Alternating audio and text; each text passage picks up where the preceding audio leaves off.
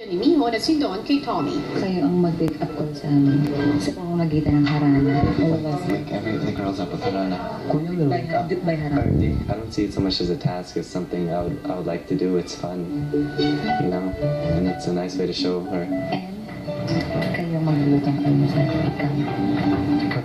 I'll teach you how to cook. Let's go. Let's go. Okay? Kasi yun naman. Agad naman nagplano si Tommy at ang limang boys.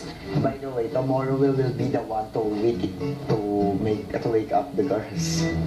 So we will make an harana. So we will lead the of course, and we will the backup. Di ko man maamin, ikaw ay mahalaga sa akin. Ikaw ay mahalaga sa akin. Di ko man maisip, ikaw ang panaginip.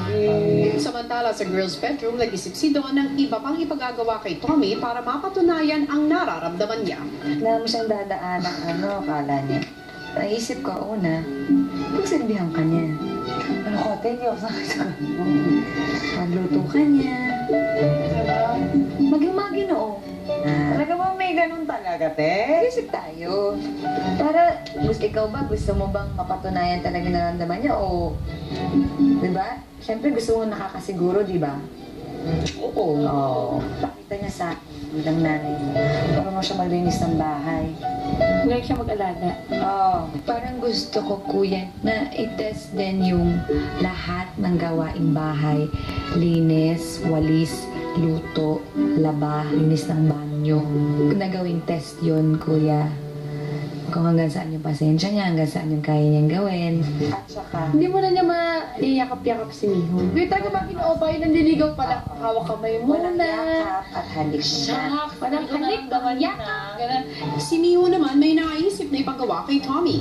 Kaya sabihin mo nga kay Tommy, te, umamay na magpagmapagdasa ng buhok.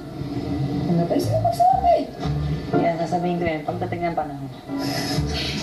Haba-haba ng buhok ng tinamanong na yun, Diyos ko. Miho, gusto mo bang magpagupit si Tommy? Ano bang hairstyle ang gusto mo? Konting trim.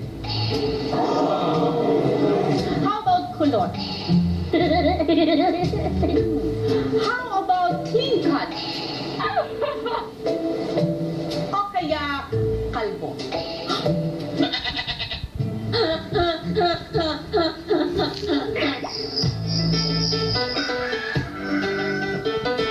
Kinabukasan munang nagising ang boys para sa kanilang harana.